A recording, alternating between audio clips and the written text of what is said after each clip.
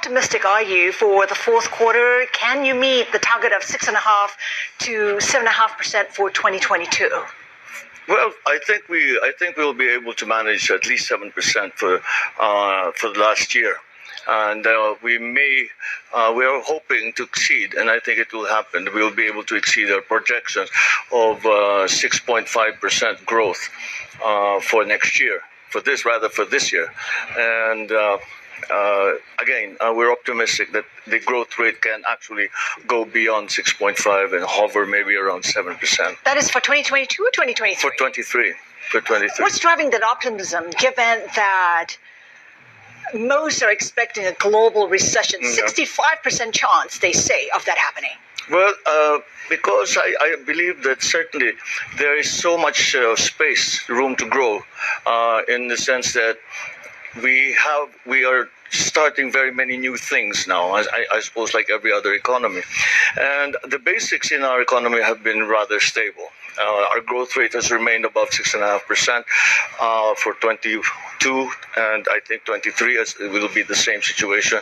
Our unemployment rate is continuing to go down, and for that, once I look at the unemployment rate, and so long as the unemployment rate is not at an alarming level, then it's quite likely that you will not have to go through a recession. So that's what we're counting on. The problems, of course, that we face are similar to other countries, and inflation is actually the one thing that we are having to deal with, and having to intervene in many ways so that to bring inflation back down. Inflation at a 14-year high. Onions costing about $11 per kilogram, and the ordinary people are not able to afford that. Yeah. What else can you do? Well, what we've done is we have increased the supply. It's very, very simple. It's really a demand and supply situation. The onions, for example, it's a very simple analysis. You look at our production rate and how much we produce and how much is the demand, and there's no way you have to import.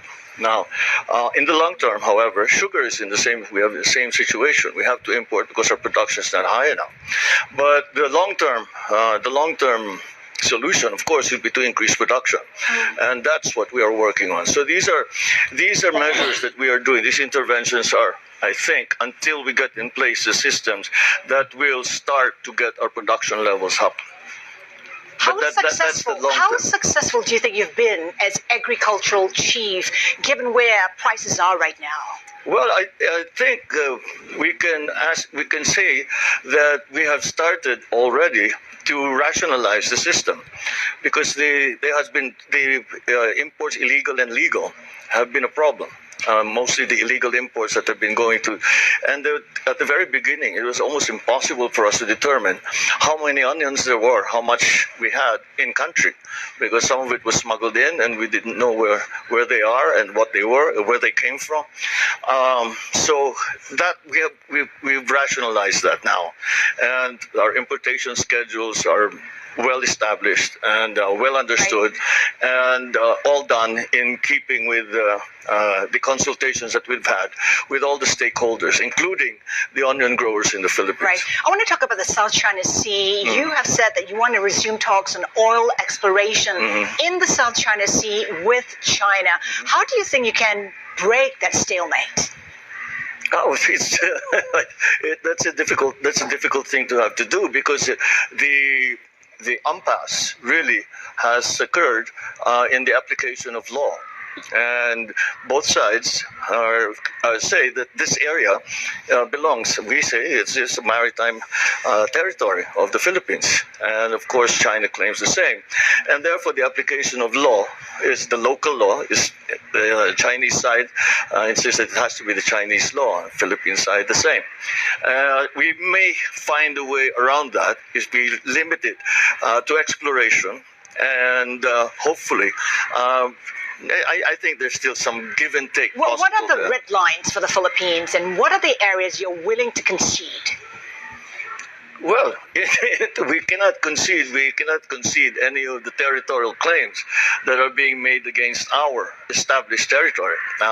So that is the red line. That is something that will not move, and it's something that we cannot cross because it's a very slippery road from there. There are reports suggesting that China's militias swarming and perhaps looking to seize some of the land features. What are you doing about that? And is there any intention of lodging a diplomatic protest? Well, we send note verbals and we bring the attention, and that's why when I met with President Xi, both in APEC and the state visit that I just had to the People's Republic, I said we have to find a system so that these sort of things do not happen. Because if you look at we'll call them incidents that have been going on in the past few weeks, months, it really is a very clear indication that there's very poor communication between the two sides. And I suggested, and I think we're going to establish it, is that we'll have a line of communication that is higher up. So that we have already a bilateral group that's working on the issues on the South China Sea, West Philippine Sea, and but I think I think that it should be raised to a certain level, so the members of that bilateral group can directly call their president. And so if there is a problem, if there is a decision that needs to be made, my team can call me directly, and the same for the Chinese side. Just very quickly, President Marcos, I'm just wondering, if China does seize some of those features, will the U.S. come to your rescue? Will it intervene? Just very quickly. Well, yes, they have already made that commitment. They have already made that commitment. And as a matter of fact, when there are certain reports that come in, some of the American ships come down and make their presence felt.